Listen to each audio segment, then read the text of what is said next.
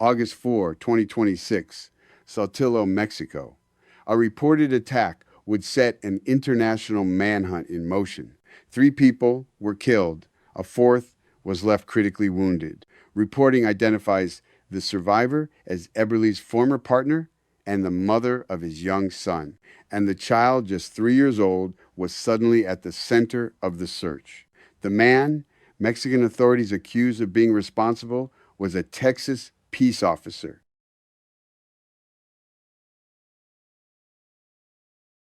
Mexican authorities identified Chad Eberle, 35, as the accused in the Saltillo attack.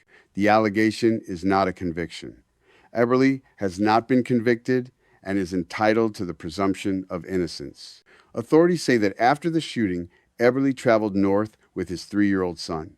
The search widened, involving Coahuila State Forces, Mexico's National Guard, Army, and Navy. Security cameras reportedly tracked the vehicle north toward the border. The reported route ran from Saltillo to Piedras Negras, moving toward the Texas border. At the international bridge, Mexican authorities say they apprehended him before he crossed into the United States. The child was recovered unharmed. Now, this is where a homicide investigation becomes something else, because Eberle wasn't merely someone police were searching for. He had been one of them. Reporting based on Texas licensing records indicates a career spanning numerous law enforcement agencies in Texas: Northside ISD Police, Bexar County Precinct 2, Santa Ana Police, Somerset, Marble Falls, Gregory, Lockney, Bangs. Changing departments isn't evidence of wrongdoing, but with 3 deaths under investigation, you don't ignore a paper trail simply because it wears a badge. So we followed it, and the questions remain.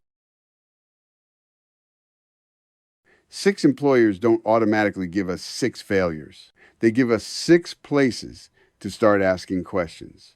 Texas law enforcement records document work at Northside Independent School District Police Department and the Bexar County Constable's Office, Precinct 2.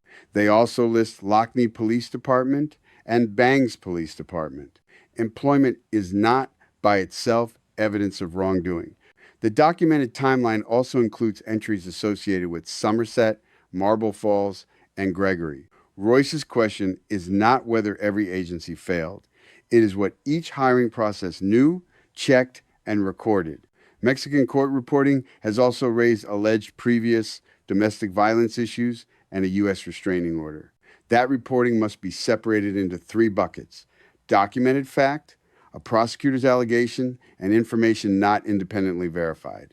If the underlying American restraining order has not been independently obtained and authenticated, we should say that plainly.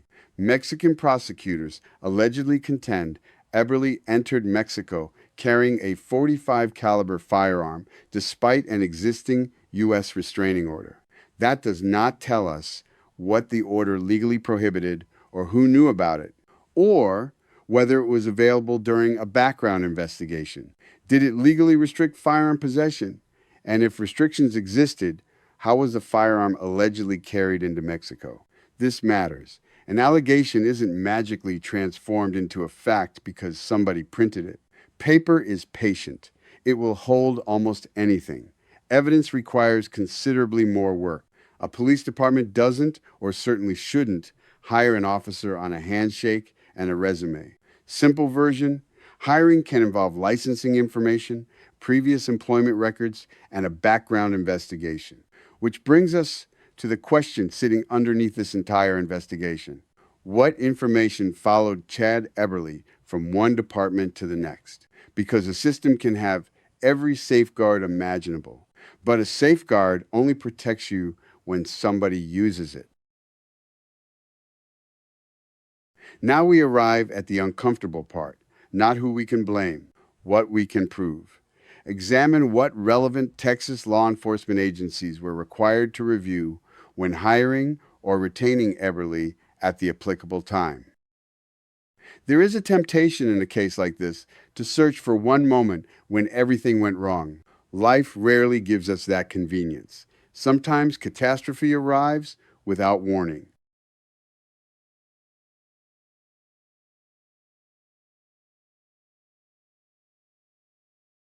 Sometimes it leaves footprints. We don't yet know which happened here, and we're not going to pretend that we do. Our question isn't whether a badge makes Chad Eberle guilty. It doesn't. Our question is whether the institutions that gave him that badge possessed information the public would reasonably expect them to know.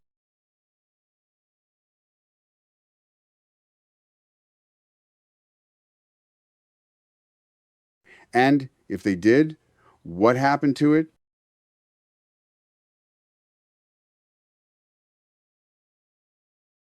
A badge deserves respect, but respect and scrutiny aren't enemies. In fact, one should demand the other. I'm Royce Knight. We don't chase conclusions, we chase the truth.